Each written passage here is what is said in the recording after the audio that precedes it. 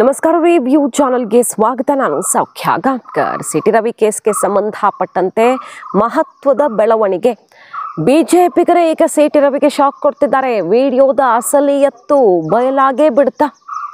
ಏನು ಹಾಗಾದರೆ ಹೈಕಮಾಂಡ್ಗೆ ತಲುಪ್ತಿರುವಂತಹ ಸಂದೇಶ, ಡೆಲ್ಲಿಯಿಂದ ಬಂದಿರುವ ಸಂದೇಶ, ಮಾಹಿತಿ ಮುಂದೆ ಇಡ್ತಾ ಇದ್ದೀವಿ. ಮಿಸ್ ಮಾಡ್ತೀವಿ ನಮ್ಮ ಚಾನಲ್ನ ಸಬ್ಸ್ಕ್ರೈಬ್ ಮಾಡಿ, ನಿಮ್ಮ ಅಭಿಪ್ರಾಯ ಕಮೆಂಟ್ ಮಾಡಿ ತಿಳಿಸಿ. ವೀಕ್ಷಕರೇ, ಸಿಟಿ ರವಿ ಕೇಸಲ್ಲಿ ಆರಂಭದಿಂದ ಹೈಕಮಾಂಡ್ ಸಪೋರ್ಟ್ ಮಾಡ್ಕೊಂಡು ಬಂತು. ವಿಶೇಷವಾಗಿ BL ಸಂತೋಷ್ ಅವರ ಸ್ಪಷ್ಟ ಸೂಚನೆ ಬಂದಿದೆ ಅನ್ನೋ ಸುದ್ದಿಯೂ ಕೂಡ ಕೇಳಿ ಬರ್ತಾ ಇದೆ. ಯಾವ ಕಾರಣಕ್ಕೂ ಸಿಟಿ ರವಿ ಅವ್ರನ್ನ ಬಿಟ್ಕೊಡ್ಬೇಡಿ ಮತ್ತು ಸರ್ಕಾರವನ್ನು ಇಕ್ಕಟ್ಟಿಗೆ ಸಿಲುಕಿಸೋದಕ್ಕೂ ತಾನಾಗೆ ಸಿಕ್ಕಿರುವ ಅಸ್ತ್ರ ಇದು. ಸರ್ಕಾರ ಪೊಲೀಸರನ್ನ ಬೇಕಾಬಿಟ್ಟಿಯಾಗಿ ಬಳಕೆ ಮಾಡಿದೆ ಮತ್ತು ಗೃಹ ಸಚಿವರೇ ಏನು ಮಾಡೋಕ್ಕಾಗದ ಮಟ್ಟಿಗೆ ಯಾರೋ ಒಬ್ಬರು ಓವರ್ಟೇಕ್ ಮಾಡಿದ್ದಾರೆ ಅಂತ ಹರಿಹಾಯೋದಕ್ಕೂ ಕೂಡ ಭರ್ಜರಿ ಅಸ್ತ್ರ ಸಿಕ್ಕಿದೆ. ಬಿಡಬೇಡಿ ಅಂತ ಡೆಲ್ಲಿಯಿಂದನೇ ಇನ್ಸ್ಟ್ರಕ್ಷನ್ ಬಂದ ಬಗ್ಗೆ ಸುದ್ದಿಗಳು ಕೇಳಿಬಂದ್ವು.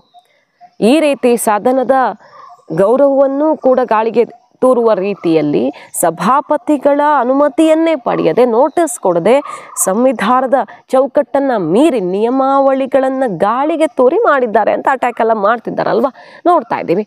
ಓಕೆ, ಎಲ್ಲರೂ ಕೂಡ ಸಿಟಿ ರವಿ ಬೆನ್ನಿಗೆ ನಿಂತರು.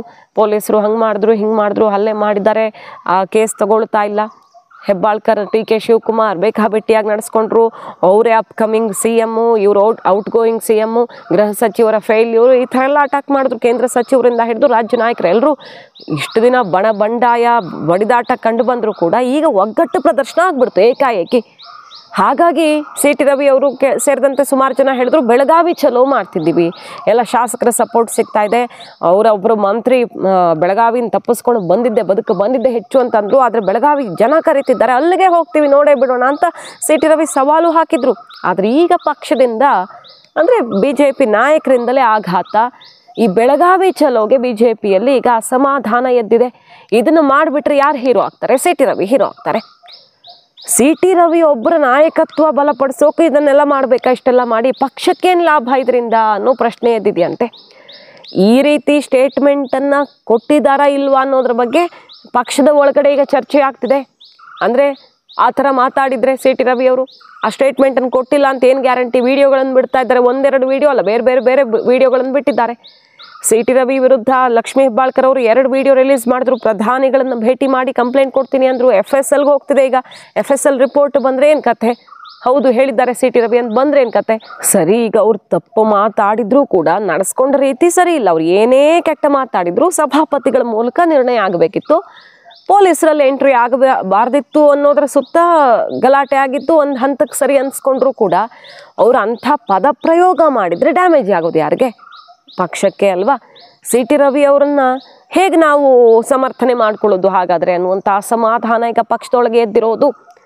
ನಿನ್ನೆಯಷ್ಟೇ ಒಂದು ಸುದ್ದಿಯನ್ನು ನಿಮ್ಮ ಮುಂದೆ ಇಟ್ಟಿದ್ವಿ. ಲಕ್ಷ್ಮೀ ಹೆಬ್ಬಾಳ್ಕರೇ ಸಂದರ್ಶನದಲ್ಲಿ ವಿವಿಧ ಚಾನಲ್ಗಳಲ್ಲಿ ಏನಂತ ಮಾತಾಡ್ತಿದ್ದಾರೆ, 4 BJP MLCಗಳೇ ಬಂದು ಈ ರೀತಿ ಹೇಳಿರೋದನ್ನು ಖಚಿತಪಡಿಸಿದ್ದಾರೆ ಮತ್ತು ಒಬ್ಬರು ಹೆಣ್ಮಗಳಿಗೆ ಹಿಂಗೆ ಹೇಳಬಾರ್ದಿತ್ತು ಆ ವ್ಯಕ್ತಿ ಅಂತ ಕ್ಷಮೆ ಕೇಳಿದ್ದಾರೆ. ಸಿಟಿ ರವಿ ವಿರುದ್ಧ ಬೇಜಾರು ಮಾಡಿಕೊಂಡು ಇವರೇ ಬಂದು ನನ್ನ ಹತ್ರ ಹೇಳಿದ್ದಾರೆ ಅಂದರು. ಮತ್ತೊಂದು ವಿಡಿಯೋ ಬೇರೆ ಓಡಾಡ್ತು. BJP MLC ಒಬ್ಬರು ಇದೆಲ್ಲ ಗಲಾಟೆ ಆದಮೇಲೆ ಲಕ್ಷ್ಮೀ ಹೆಬ್ಬಾಳ್ಕರ್ ಸೈಲೆಂಟಾಗಿ ಕೂತಿದ್ರು. ಯಾಕಂದರೆ ಬಹುಶಃ ಅವ್ರಿಗೆ ಆ ವರ್ಡ್ ಕೇಳಿತ್ತೋ ಇಲ್ವೋ, ಬಂದು ಅವ್ರು ಏನೋ ಒಂದು ಹೇಳ್ತಾರೆ, ಹೇಳಾದ್ಮೇಲೆ ಇವರು ಸಿಡ್ದು ಹೇಳ್ತಾರೆ. ಹಾಗಾದರೆ ಇಷ್ಟೆಲ್ಲ ಆಗೋದಕ್ಕೆ BJP MLC ಅದನ್ನು ತಂದು ಹೇಳಿದ್ದೇ ಕಾರಣನಾ? ಈ ಸೈಲೆಂಟ್ ಆಗಿದ್ದಲ್ಲಿ ಕಿಡಿ ಹೊತ್ತಿಸಿದ ಘಟನೆ BJP ಕಡೆಯಿಂದನೇ ನಡೀತಾ, ಅಥವಾ ಹೆಣ್ಮಕ್ಳ ಮೇಲೆ ಕಾಳಜಿಯಿಂದ BJP MLC ಒಬ್ಬರು ಬಂದು ಲಕ್ಷ್ಮೀ ಹೆಬ್ಬಾಳ್ಕರ್ ಅವ್ರನ್ನ ಎಚ್ಚರಿಸಿದ್ರ ಹಿಂಗೆ ಹೇಳಿದ್ರ ಬಗ್ಗೆ ಅನ್ನೋದೆಲ್ಲ ಚರ್ಚೆಗಳಾಗ್ತಿವೆ ಅಲ್ವಾ. ಒಂದು ವಿಡಿಯೋ ವೈರಲ್ ಆಗಿದೆ. ಹಾಗಾಗಿ ಈಗ BJPಯ ಒಳಗಡೆ ಅಪಸ್ವರ ಹೇಗೆ ಕಾಂಗ್ರೆಸ್ನ ಒಳಗಡೆನೂ ಅಸಮಾಧಾನ ಎದ್ದಿದೆಯಲ್ವಾ. ಯಾರೋ ಒಬ್ಬರು ಮಿನಿಸ್ಟ್ರು ಸಿಕ್ಕಾಪಟ್ಟೆ ತನಗೆ ಬೇಕಾದಂಗೆ ನಡ್ಕೊಂಡಿದ್ದಾರೆ, ಪೊಲೀಸರನ್ನೆಲ್ಲ ತನ್ನ ಮೂಲಕ ಕಂಟ್ರೋಲ್ ಮಾಡಿಸ್ಕೊಂಡಿದ್ದಾರೆ, ಗೃಹ ಸಚಿವರು ಬೇಜಾರು ಮಾಡಿಕೊಂಡು ಆಂತರಿಕ ವರದಿ ಕೇಳಿದ್ದಾರಂತೆ ಅನ್ನೋ ಸುದ್ದಿ ಇದೆ. TB ಜಯಚಂದ್ರ ಅವರು ಇದಾಗಲೇಬಾರ್ದಾಗಿತ್ತು, ದುರದೃಷ್ಟಕರ ಅಂದರು. ಸತೀಶ್ ಜಾರಕಿಹೊಳಿ ಅವರು ಇದು ಮುಗಿದ ವಿಚಾರ, ಇಂಥದ್ದು ಸಾವಿರಾರು ಆಗಿದೆ, ಸಭಾಪತಿಗಳ ಮೂಲಕ ಎಲ್ಲ ಕ್ಲಿಯರ್ ಆಗಬೇಕು, ಅರೆಸ್ಟ್ ಮಾಡಿದ್ರು, ನ್ಯಾಯಮೂರ್ತಿಗಳ ಮುಂದೆ ತಕ್ಷಣ ತಗೊಂಡು ಹೋಗಬೇಕಿತ್ತು, ನಡೆದ ರೀತಿ ಸರಿ ಇಲ್ಲ ಅಂತ ಹೇಳಿದ್ರು. ಸೊ ಪಕ್ಷದ ವಿರುದ್ಧ ಎಲ್ಲ ಅಸಮಾಧಾನಗಳು ಈ ನಡೀತಿರೋ ರೀತಿ ನೀತಿಯ ವಿರುದ್ಧ ವ್ಯಕ್ತವಾದವು. ಹಾಗೆ ನಾವಾಗ ಪ್ರತಿಪಕ್ಷಕ್ಕೆ ಅಸ್ತ್ರ ಕೊಟ್ಟಂಗಾಗಿದೆ ಅಂತೆಲ್ಲ ಬೇಜಾರು ಮಾಡ್ಕೊಂಡಿದ್ದು ನೋಡಿದ್ವಿ. ಅದೇ ರೀತಿ ಈಗ BJPಯಲ್ಲಿ ಸಿಟಿ ರವಿ ಯಾಕೆ ಹೇಳಿರಬಾರ್ದು? ಹೇಳಿರ್ಬೋದಲ್ಲ ಇವರು. ವಿಡಿಯೋಗಳೆಲ್ಲ ಓಡಾಡ್ತಿದೆ. ಸಭಾಪತಿಗಳು ಓಕೆ ರೆಕಾರ್ಡ್ ಇಲ್ಲ, ಕಡತದಲ್ಲಿಲ್ಲ, ಸದನದ ದಾಖಲೆ ಇಲ್ಲ ಅಂತ ಹೇಳ್ತಿದ್ದಾರೆ. ಆದರೆ ರಾಜ್ಯದ ಜನರ ಮುಂದೆ ಮಾನ ಮರ್ಯಾದೆ ಹೋಗುತ್ತಲ್ಲ ಅನ್ನೋದ್ರ ಬಗ್ಗೆ ಪಕ್ಷದಲ್ಲಿ ಈಗ ಅಪಸ್ವರ ಇದ್ದಿದ್ದು ಬೆಳಗಾವಿ ಚಲೋ ಎಲ್ಲ ಅವಶ್ಯಕತೆ ಇಲ್ಲ ಅನ್ನುವ ಅಭಿಪ್ರಾಯ ವ್ಯಕ್ತವಾಗ್ತಿದೆಯಂತೆ. ಸಂತೋಷ್ ಅವರ ಇನ್ಸ್ಟ್ರಕ್ಷನ್ ಮೇರೆಗೆ ಬಹಳಷ್ಟು ಜನ ಹೈಕಮಾಂಡ್ ನಾಯಕರು ಬೇರೆಯವರು ಹೇಳಿದ್ದಾರೆ ಅನ್ನೋ ಕಾರಣಕ್ಕೆ ನಿಂತರು. ಬಟ್ ಈಗ ಬೆಳಗಾವಿ ಚಲೋ ಅಂತ ಶಕ್ತಿ ಪ್ರದರ್ಶನ ಮಾಡೋದಕ್ಕೆ ಹೋದ್ರೆ ಒಬ್ಬ ವ್ಯಕ್ತಿಯ ಸುತ್ತ ಎಲ್ಲ ನಡೆದಂಗಾಗತ್ತೆ.